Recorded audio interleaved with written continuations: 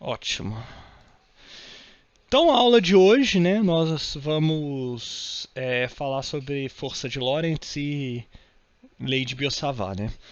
Como eu mencionei para vocês, né, anteriormente, né, a direção do campo magnético, ele é definido, né, a direção na direção que os dipolos magnéticos se alinham, né? Sendo esses dipolo pode ser uma propriedade intrínseca, tipo o spin, né, da matéria, ou uma carga, correntes em movimento, né? Aí a gente vai ver direitinho como é que a gente chega nisso, né? A corrente sendo um dipolo magnético. Tá? Então, começando do princípio, né? A força magnética, né? Como eu disse, ela é uma lei, ela é uma força fundamental. Então, ela geralmente envolve um campo vetorial e uma propriedade da matéria, né? Qual que é a propriedade da matéria aqui que nós temos? É cargas em movimento, tá? E o campo que a gente está falando é o campo elétrico, tá? É diferente de outras forças, né, a força elétrica e a força gravitacional que vocês já viram. A força magnética, a força magnética é oposta, né? Ela é ortogonal ao campo magnético, né? Esse VEC aí, tá? Então, só pensando, né? É a ideia de a carga está em um movimento em uma direção, o campo está em outra e a força está normal ao plano formado pela, pelos vetores velocidade e campo magnético, tá? E após definir essa força, né, a gente pode definir o que a gente chama de força de Lorentz, que é a força total que uma carga pode sofrer, né? Então, uma carga qualquer, ela sofre a ação do campo elétrico e do campo magnético, tá? Aqui, só para vocês terem uma ideia, né, de um experimento, algo simples, né, de entender, que é o que a gente usa em alguns aceleradores de partículas, quando as partículas são carregadas, é você colocar em uma direção um campo magnético, né, aqui nessa direção aqui, né, está simbolizando pelos ímãs. Aqui uma direção do campo elétrico, né,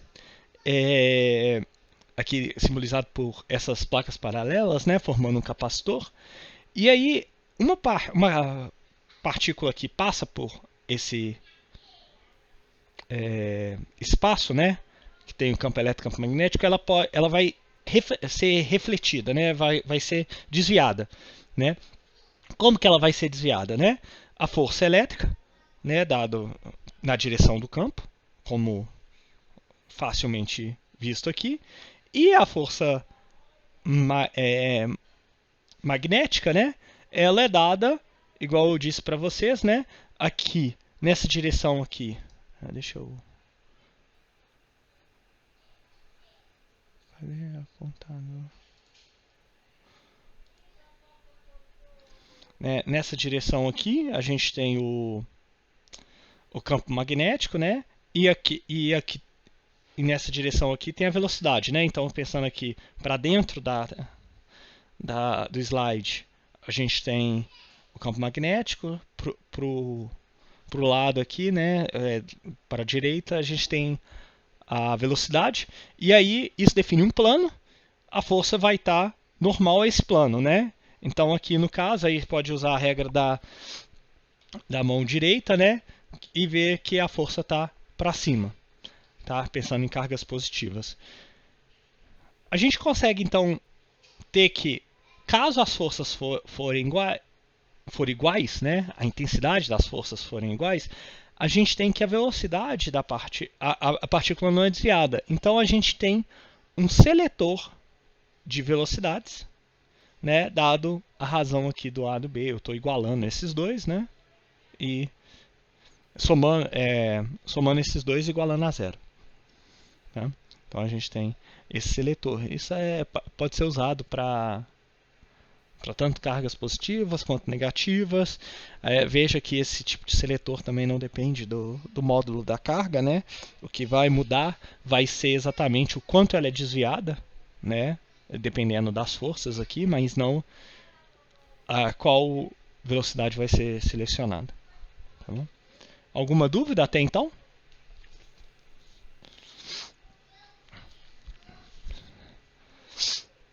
E é interessante a gente pensar, né, na força de no trabalho, né, que essa força realiza, né? Então, se eu usar aqui a definição da força, a força eletromagnética, né, a força de Lorentz, que é o QE mais o QV VEC B, né, integrando aqui num caminho. Veja que igual vocês viram em elétron 1, em fenômenos eletromagnéticos, né? A força elétrica, né, a componente elétrica da força de Lorentz pode gerar trabalho, né? A gente freia e acelera as partículas, né? Dado isso. E aqui fica bem claro que isso pode ser diferente de zero, dado que o campo elétrico, a força, né? Ela não necessariamente ela pode ser na mesma direção que o dl aqui. Então, né, pensando nas restrições do campo elétrico aqui, né, isso pode ser verdade. Já esse cara aqui, a gente tem que essa velocidade, né, se a gente pensar na direção da velocidade, ela é uma direção que é tangencial à trajetória, né? Então, a velocidade e a trajetória, elas sempre estão na mesma direção, né? Então, se eu faço algo que está na mesma direção, faço produto vetorial aqui e depois faço o produto escalar, né? Aqui sendo esse vetor e esse vetor na mesma direção, eu tenho que isso sempre é nulo, né? Independente da trajetória, independente do campo magnético. Então, isso mostra que o campo magnético, né, dessa maneira aí, não gera trabalho, tá bom? Então, o trabalho, né, em uma carga, né, dada a força de Lorentz, é dada só pela componente elétrica, tá bom?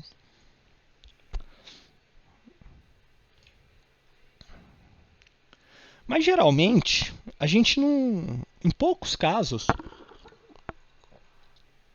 do nosso cotidiano, né, ou né, até mesmo do cotidiano no laboratório, né, com exceção em poucos laboratórios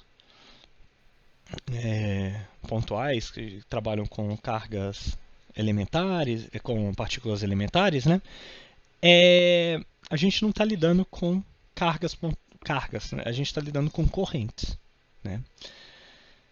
Então a gente consegue, a partir disso aqui, escrever a força, né? A gente quer achar a força a partir da corrente, tá? Então vamos fazer o seguinte. Vamos pegar um segmento de fio, tá? E eu vou considerar um volume. Aqui eu estou considerando essa imagem aqui, esse segmento de fio L, né, com uma área A. Aqui eu coloquei até dl para ficar infinitesimal, tá? E uma área dA, né? Considerando tudo, aqui na imagem eu não estou considerando infinitesimal, mas aqui eu estou considerando o volume infinitesimal. Tá? Então a força, né, nesse segmento infinitesimal, né, vai ser a densidade de cargas que tem dentro desse volume, né, dado por N, e que são as portadoras, né, algo parecido com o que a gente definiu lá quando a gente estava definindo a densidade de corrente e a corrente. Tá? Vezes o volume, né?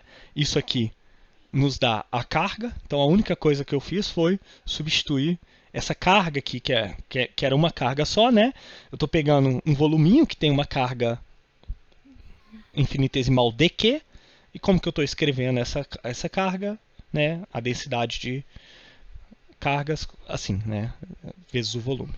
E aqui, ao invés de eu usar a velocidade de uma carga só, eu vou usar a média, né? Que é essa velocidade de arraste, né? Que a gente definiu na aula passada também, né? Como a velocidade média, né? Dessas cargas. Tá? Aí vetorial o campo magnético. Tá? E aí a gente pode usar a definição direta da densidade corrente, né, que é nq vezes a velocidade de arraste. Tá? E eu integrando isso aqui, né, esse dl dA é exatamente o volume. Né? Então eu tenho que isso aqui é a força magnética em uma densidade corrente qualquer. Esse volume aqui, tá? É interessante a gente pensar que a gente está integrando por todo o espaço. Tá? Então a gente está integrando por todo o espaço. Isso aqui não diverte, tá? Porque a gente tem que levar em consideração, né, que a gente não tem corrente no infinito, porque a gente não pode ter campo magnético gerado no infinito, né? A gente não tem, a gente precisaria de energia infinita, né? Se a gente fosse fazer essa integral para conseguir gerar essa corrente, tá? Então, as correntes são localizadas no sentido que a gente consegue definir um volume finito que contém todo a minha corrente. Isso também serve para o campo magnético. A gente vai ver na lei de Biot-Savart que o campo magnético também é nulo no infinito. Tá? A gente pode considerar, né, aí talvez seja uma equação mais que vocês já tenham visto em fenômenos eletromagnéticos, que é a de um fio. Né? Essa que eu considerei aqui, né, essa aqui é genérica, não precisa ser de um fio. Né? Pode ser uma corrente igual as contas que a gente fez lá, por exemplo, da corrente que estava saindo de era uma casca, né, uma esférica, né, e aí com finito, né, com essa casca, né, de espessura finita, e aí a gente tinha corrente radial, né. Então isso não é um fio, mas a gente pode calcular a força desse cara, dada a presença de um campo magnético, né, usando essa equação, não a de um fio. Mas a gente geralmente também a gente usa bastante, né, fios, porque é a forma mais comum de gerar campo magnético, né, um fio passando uma corrente. Então o que a gente faz aqui, né? A gente separa esse cara aqui, ó, esse D3x em o volume, né, entre uma área e um dl. Então é como se eu pegasse só um infinitesimal aqui, né, uma fatia desse fio. E eu estou fazendo uma outra consideração aqui que não está explícita, né? Aí eu comento aqui no texto só, que eu vou considerar que o fio, essa área, é tão pequena que a variação do campo magnético, né, ao longo dessa área é nula. Tá? Então, eu estou considerando que nesse voluminho, né, que eu estou pegando aí do fio, o campo é constante. Esse volume é tão pequeno que eu posso considerar o campo constante nele. Como eu posso fazer esse volume o quão pequeno eu queira, isso é verdade. Né? E aí, se eu estou considerando um fio finito, né, com área A, eu estou considerando que esse fio é fino, né, comparado à variação do campo magnético. Então, esse dA, né, essa parte da área, só eu posso tirar o campo magnético dessa integral e só vai atuar na densidade corrente. Logo, o que eu tenho é a definição de corrente aqui, tá bom? Então, eu tenho isso aqui, substituindo. E aqui eu estou fazendo outra consideração que a gente tá lidando, né, com cargas, a gente mencionou, né, correntes estacionárias, né? Então a princípio a gente pode tirar aqui facilmente essa corrente da integral, né, dada a conservação de cargas. Beleza? Alguma dúvida nessas duas equações? Tá bom. Por enquanto não. Beleza. Então eu vou para o primeiro exemplo que a gente vai lidar aqui com nessa força magnética, né? Que é a força que atua em uma espira quadrada, tá? Em um campo magnético constante, tá? Estou considerando ele constante no espaço, tá? Então aqui, ó, a espira, né, tá em relação ao campo magnético anormal, tem um ângulo θ, tá? Então ela está levemente inclinada, tá? Aqui nesse problema. Se a gente for pensar no lado 2 e no lado 4 aqui, ó, tá? Se eu fizer os produtos vetoriais, né? Eu tenho aqui, ó, que o campo é constante, então a integral ele sai da integral, né? Então o que a gente tem que olhar é só qual é a direção desse produto interno, né? Como é um fio, o segmento aqui é um fio, é uma reta, né? A gente pode parametrizá-lo como uma reta. Então, a reta produto vetorial de B, né? Que é o cosseno de θ entre eles. E aí, esse ângulo aqui é o mesmo ângulo dessa reta com B, é o mesmo ângulo da normal com B, né? Então a gente tem esse cosseno θ aqui. E aí, como o campo magnético é constante, né? Ele sai da integral, esse cosseno de θ também é constante, porque é uma reta, né? Então é a integral só do segmento, que aqui eu estou considerando que é de tamanho A. Então é IBA cosseno θ. Isso vale para os dois caminhos aqui, né? O 2 e o 4. Então a gente tem aí o 2 e o 4 feitos, né, tranquilamente, sem grandes problemas. Aqui eu estou colocando os módulos, né? E as direções aqui a gente consegue tirar pela regra da mão direita, né? E aí veja que o F2 e o F4 são em sentidos opostos, tá? Então, F2 mais F4, se eu somar eles, dá nulo. Vamos ver agora os outros lados, né? O lado 1 e 2. Veja que esses lados, né? A reta, né? Aqui que o segmento de reta que descreve a trajetória, né? Esse segmento de fio, ela é ortogonal ao campo magnético, tá? Ela é ortogonal ao campo magnético. E ela é uma direção, né? Então isso define um plano. A força vai estar normal a esse plano, né? Do fio com o campo magnético, não da espira, tá?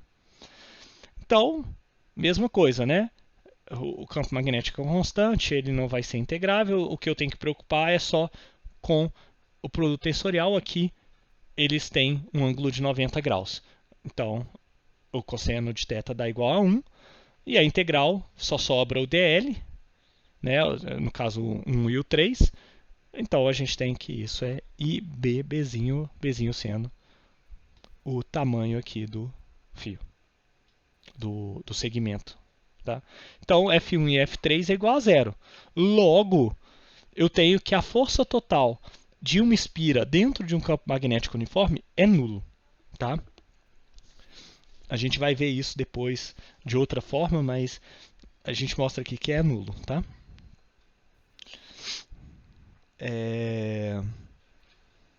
Beleza, mas a força magnética não atua em nada, né, nesse problema. E aí que tá. Como eu disse para vocês, o campo magnético ele tende a fazer uma torção em dipolos magnéticos. E aí a gente vai ver que essas espiras definem um momento de dipolo magnético, tá? Então, veja um ponto de rotação no meio da espira, tá? Veja que o 2 e o 4, né, se a espira aqui, independente de como seja essa rotação, né, em qual eixo que essa espira está rodando, veja que o F2 e o F4 eles são paralelos ao R, que liga, né, o centro, que eu estou considerando o centro de rotação, a origem, ao ponto, né, da espira aqui, né? E aí isso implica então, tá, que a força e o R são paralelos, logo o produto vetorial é nulo, logo o torque gerado pelo segmento 2 e pelo segmento 4 é nulo, tá? E para o caso do segmento 1 e do segmento 3, tá? Eu vou pegar o 3 aqui, que o 1 cortou aqui nessa imagem. Olha, o segmento 1, veja que eu tenho R sendo R sobre 2, o lado, né? Aqui A sobre 2, né? Aí aqui a 3 está para dentro do slide, tá? Então eu tenho que isso aqui é diferente de zero, né? Não necessariamente isso é nulo, né? Para qualquer valor de R, θ e da corrente, tá? Então isso vai dar o módulo de F, A sobre 2, que é o R, né? O módulo de R, seno de θ, que é o seno de θ aqui que a gente viu. Tá. E aí eu só substituir a força aqui, a força F1 que a gente calculou é o IA, é o IB, Bzinho Bzão, tá? E a gente pode fazer a mesma analogia para o torque de 3. E veja que os dois, né, aqui tá dando para ver, ó, a força aqui do F3 está para baixo, a força do F1 aqui está para cima, então eles contribuem, né, para a rotação na mesma direção, tá? Então o torque total, né, aqui o módulo, é o IAB, Bzão, seno θ, tá? Se eu fizer a consideração, né, aí eu estou definindo o que é um momento de dipolo, que é a corrente vezes a área, e a direção desse dipolo é na direção da normal dessa espira, eu tenho que esse torque aqui, né, se eu for pensar como dado o produto tensorial, o produto vetorial aqui, né, eu tenho que, se eu substituir essa área, né, que é AB, que é a área da espira retangular completa, eu tenho que o torque pode ser escrito dessa maneira, que é o M0 VEC-B, que foi o que a gente definiu lá anteriormente. E aí fica bem claro que o que está acontecendo é exatamente a ideia que se o momento de dipolo é na mesma direção do campo magnético, eu tenho que o torque é nulo, né? Se eu desviar um pouquinho, o que vai acontecer com as forças, né? O torque que vai aparecer, ele vai tentar girar a espira de tal forma a alinhar o momento de dipolo ao campo magnético, né? Então aqui que vem a definição exatamente da direção do campo magnético, tá? Essa definição é tão interessante do momento de dipolo porque a gente pode quebrar ela, né, utilizar essa abordagem para calcular o torque, né, em qualquer espira, porque a gente pode quebrar a espira em vários correntes, né, e aí usando a superposição, né, que aqui, ó, se eu pegar aqui, por exemplo, ó, essa primeira espira aqui, né, esses três lados aqui, ele segue o caminho da espira maior, e esse lado aqui, ó, ele é cancelado, né, as forças que atuam nele, é cancelado, né, essa parte aqui que não existe na espira inicial, pela espira quadrada ao lado, né? Então eu consigo quebrar ela e descrever uma espira qualquer, né? O dipolo dela fazendo essas quebras por retângulos, tá?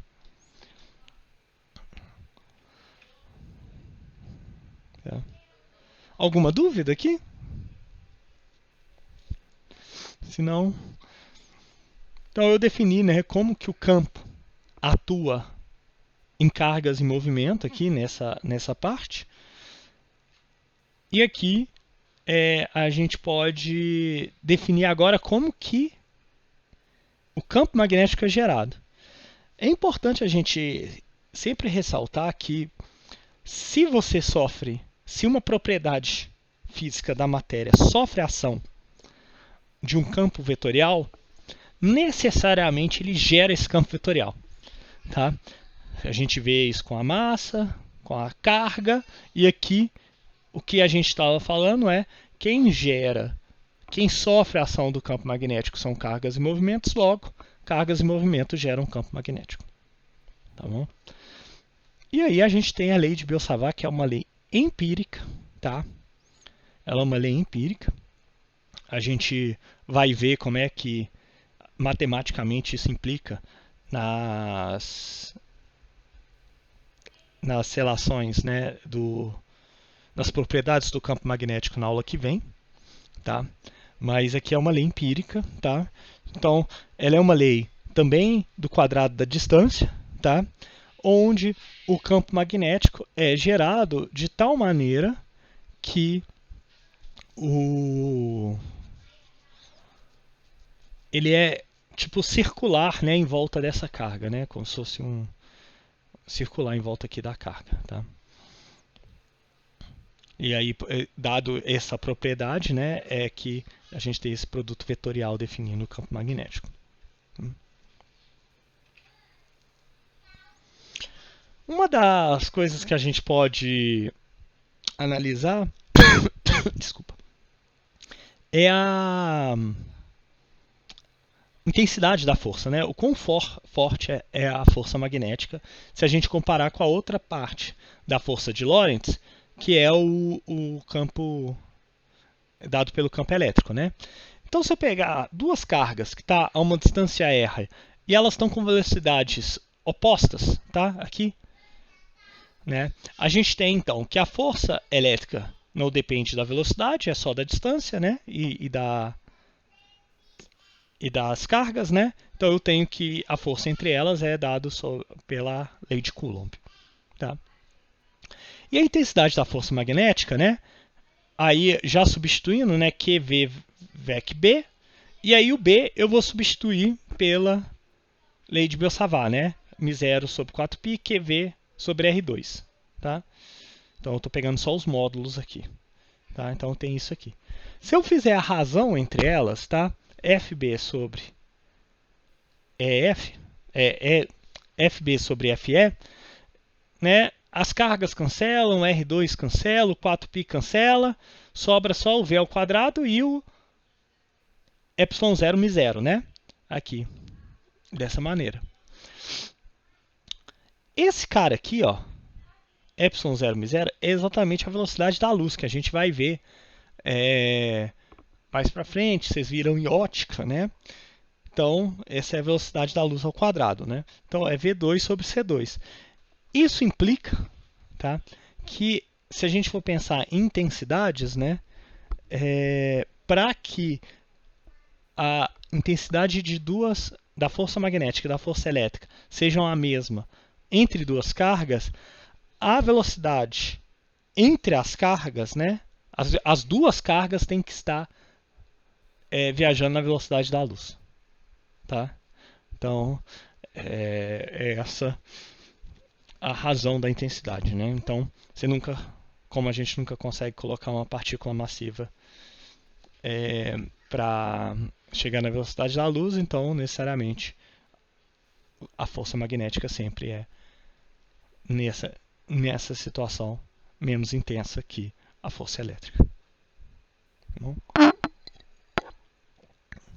Alguma dúvida?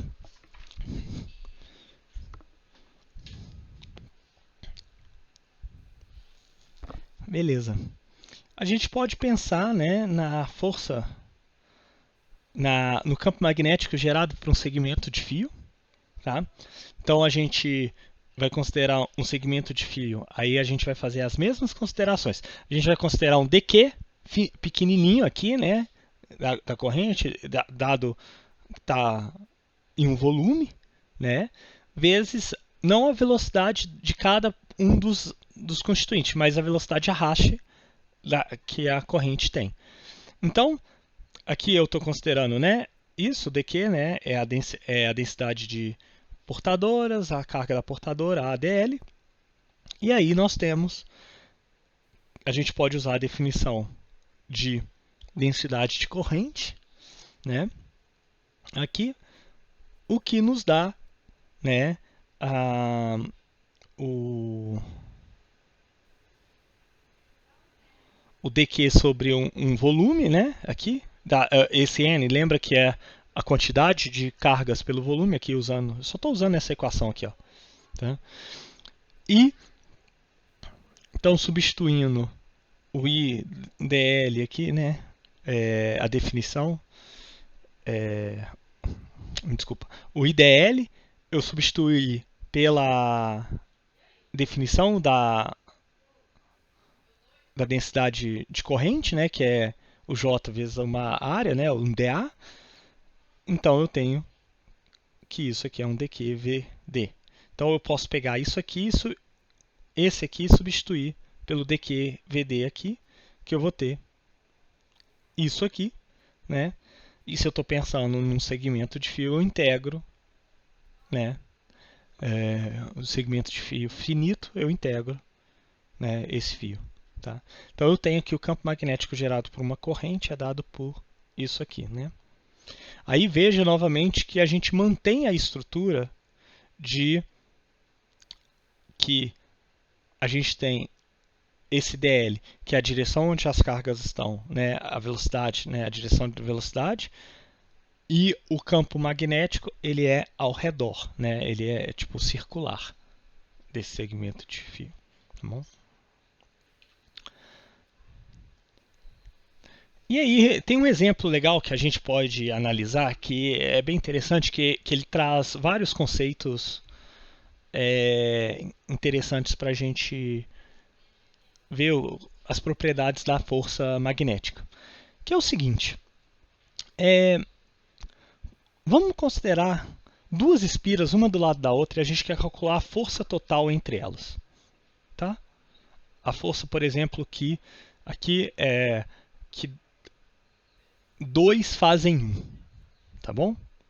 Então, 2 fazem 1, ok? Então, se eu pegar um segmento dessa espira, tá?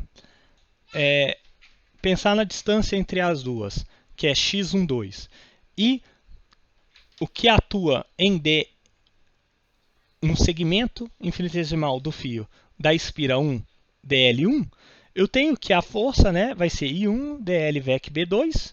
Aí o B2 eu vou usar a lei de Biot-Savart aqui, essa aqui. Tá? Então eu tenho, né, que é o produto vetorial de dl2 vec x12. Aqui eu tô colocando como não o versor, né, eu estou pondo o vetor. Tá? O vetor. Aí eu ponho aqui embaixo o módulo dele, né, para virar o versor. Então por isso que aparece ao cubo aqui, tá? Só para a gente ter essa ideia aqui, porque eu vou usar isso aqui. Beleza. Então, para eu saber a força total entre as duas espiras, eu tenho que fazer a integral de caminho fechado aqui, né, das duas espiras, tá? Então, estou integrando aqui dl1 e dl2. Aqui o dl ficou sem o vetor, tá? Veja que aqui é um produto vetorial entre três vetores. E aí eu vou usar essa identidade aqui, tá? Essa identidade aqui do produto vetorial, tá? Então, substituindo aqui, eu tenho esse primeiro termo dado por esse primeiro termo aqui, né, com sinal de menos, e esse segundo termo aqui dado por esse segundo termo aqui, né? Onde o A é o DL1, o B é o DL2 e o C é o x12, tá? Então, beleza. Vamos ver o que é cada um dos termos, tá? Veja que eu tenho uma integral, tá?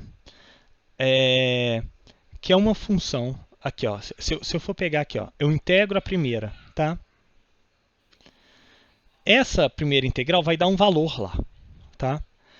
E aí eu vou ter uma segunda integral que vai sobrar, que vai ser uma integral que vai depender só de R2, tá? Porque o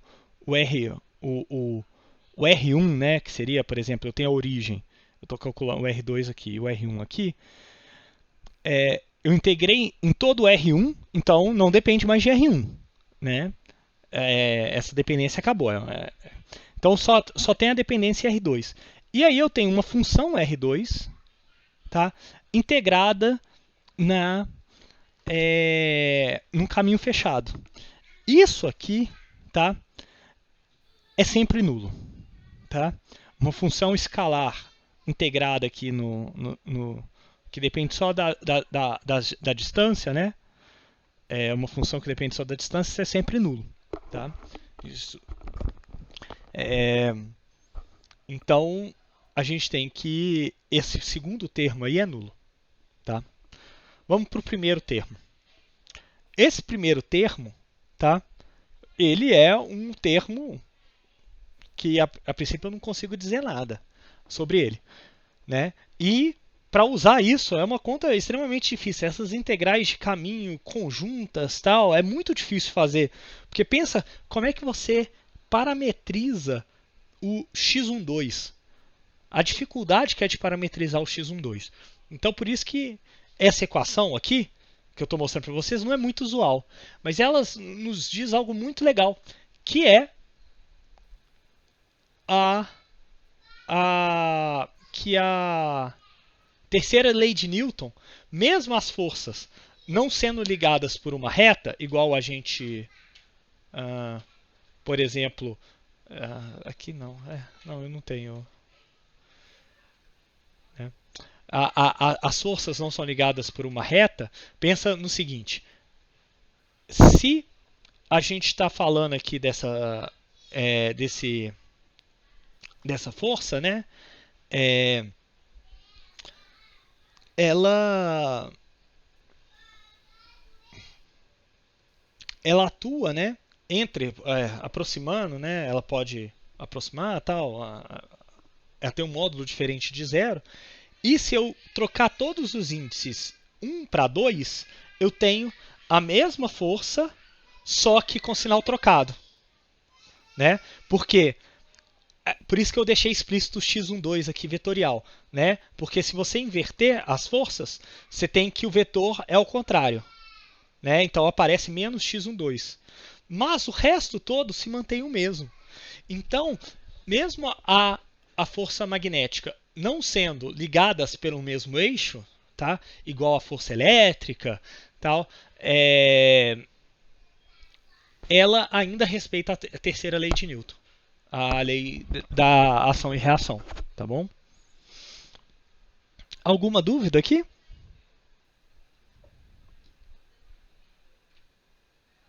Beleza. A última coisa que eu queria mencionar para vocês é a força em um dipolo magnético, tá? para a gente ver direitinho, porque aqui você vê que aparece uma força não nula, né? Então, se a gente pensar que tem um campo magnético, por exemplo, o de 2, sendo gerado, e essa espira 1, ela pode ser descrita como um dipolo magnético. Ela vai sofrer a ação, né, dessa força. Mas qual que é essa força? Como que essa força atua nela? Tá? Então, eu tenho que essa força, eu estou usando aqui o mais geral possível, né, que é o JVecB, que aí eu não preciso me preocupar com as dimensões, né, se é uma espira, se é um plano que passa uma corrente, né, não estou pensando em nada disso. Estou pensando somente que existe uma corrente, né, uma distribuição de cargas em movimento dado pela densidade de corrente e eu vou e onde tem essa densidade de corrente tem um campo magnético não nulo passando por ela, tá? Então a força magnética é dada por isso. Aqui eu vou usar essa nomenclatura aqui do produto escalar, produto vetorial, tá? Que usa esse carinha aqui, tá? Eu esqueci o nome dele, mas a ideia dele é que ele, se IJK, né? Aqui que são as direções, né? Forem cíclicas, ele é igual a mais 1. Se é anticíclico, é menos 1. Então, por exemplo, IJK é mais 1, mas JIK é menos 1. Se I igual a J ou I igual a K, isso é igual a zero. Aí vocês conseguem mostrar que isso aqui define, né, essa soma aqui com esse cara aqui define o produto vetorial, tá? Então eu vou usar ele aqui. Tá? Eu vou considerar que onde estão as cargas, tá? Onde estão essa corrente, é um espaço pequeno do espaço, tá? Ele está na origem. Então eu vou expandir esse meu campo magnético, tá? Em ordens, como se fosse uma série de Taylor, tá? Então eu tenho isso aqui, né? B0, BK0, né? Eu estou pegando só um termo, né? E aqui é o primeiro termo deles, o primeiro termo, né, da derivada, que é R escalar, aí é o gradiente de BK, tá? Onde eu vou visualizar em R igual a zero, né? Só o BK, tá bom? E mais outros termos. Eu vou ficar só no segundo aqui, que é o que a gente vai considerar. Tá? Então eu tenho, substituindo esse campo magnético aqui nessa equação aqui, né, eu tenho esse primeiro termo dado pela constante e o segundo termo. Aí olha o primeiro termo. O primeiro termo eu estou integrando a densidade de corrente no volume. Em qual volume? O espaço inteiro, tá? Aqui eu não estou considerando, não fiz nenhuma consideração, estou integrando no espaço inteiro. E, igual eu mencionei anteriormente, a densidade de corrente ela tem que ser zero no infinito, porque a corrente tem que ser nula no infinito, então a gente tem problemas de, por exemplo, energia infinita, coisas desse tipo assim, né? Não fazem sentido. Tá? Então, essa integral aqui é zero, porque no infinito, né, esse j tem que dar zero. Então, essa integral é nula. Sobrando só o primeiro termo não nulo dessa expansão, que é esse aqui. Tá? Então, vamos manipular esse cara aqui. Tá? Ó, o a diferença, o gradiente aqui do BK, né, é o gradiente em uma direção do BK, tá? Ele é em R igual a zero, então ele sai da integral, tá? Ele sai da integral. Então eu tenho esse componente aqui, JJ e RK integrado no espaço inteiro, tá? Aí o que eu vou fazer, tá? eu vou usar uma propriedade aqui desse termo aqui, tá? Que é, se eu inverter o J com K, tá? Só o J com K, então IJK é igual a 1. Mas o IKJ é igual a menos 1. Então, se eu fizer a soma dos dois aqui, desses dois aqui, tá? Que eu tô... eu pus errado aqui, tá? Aqui é J, aqui é K. Tá trocado aqui. Eu estou invertendo, né, isso aqui e dividindo por 2, eu tenho o mesmo resultado, tá? Porque esse cara aqui vai gerar o sinal de menos, tá? E veja que esse tipo de operação JK menos KJ é o que aparece quando a gente faz o produto vetorial, né? Aqui, no caso, na direção I. Então, aqui eu estou escrevendo ó, R, VEC, J na direção I. Então, substituir aqui. Tá? Esse cara aqui, a gente vai ver depois, tá? Eu não mostrei para vocês aqui. Isso aqui, tá? Isso aqui também é uma definição de momento de dipolo. Tá? Se a gente for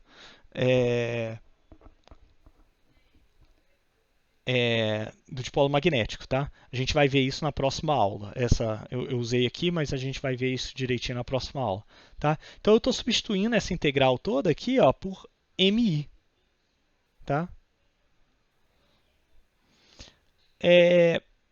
E aqui eu tenho o ki, tá?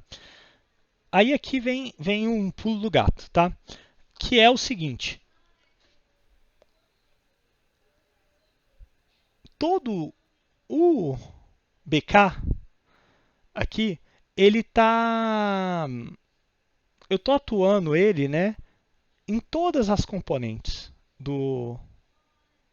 Né, esse nabla, ele está atuando em cada uma das componentes do B. Então, se eu tenho o I e o K aqui, quer dizer que o que sobra, né, é o J. Tá? Então, se eu fizer a mesma conta que eu fiz aqui, ó, nesse aqui, eu chego em algo que é um MI vezes esse cara aqui, né, na direção J. Tá? Mas eu tenho que atuar em todos os caras aqui. Mas quem que é o vetor? O vetor não é o BK. O vetor é o nabla. Né? Então eu consigo reescrever isso aqui, né, como produto tensorial, produto vetorial, que é isso aqui, tá? Eu esqueci aqui, tá? Isso aqui é na direção J, tá? Na direção J.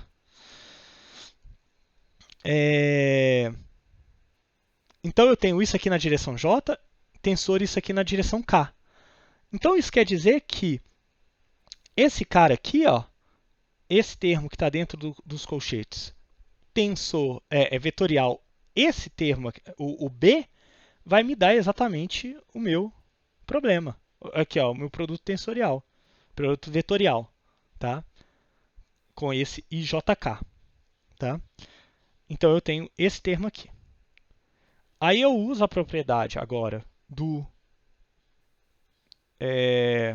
produto vetorial de 3 vetores, né? E eu chego nisso aqui. O divergente de M escalar B menos o M divergente de B. O gradiente e o divergente. O divergente de B é sempre nulo, tá? A gente vai ver isso depois, na próxima aula, tá? Dado que não existe o monopolo magnético, tá? Logo, isso implica que a força é dada por... eu esqueci o sinal de menos, tá? É menos o M escalar B. Então veja que se eu tiver o campo magnético, uma espira em um campo magnético que ele não é constante, pode haver forças não nulas, tá? Então, isso é o que acontece. Nesse momento, tá, parece que esse tipo de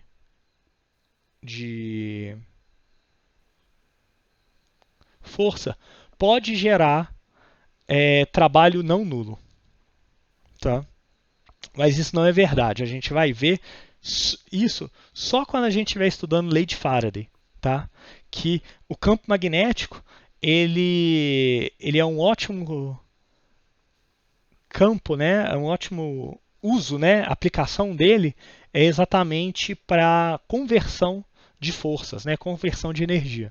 Então, o que ele está fazendo não é um trabalho em si, mas é convertendo uma energia na outra, tá bom?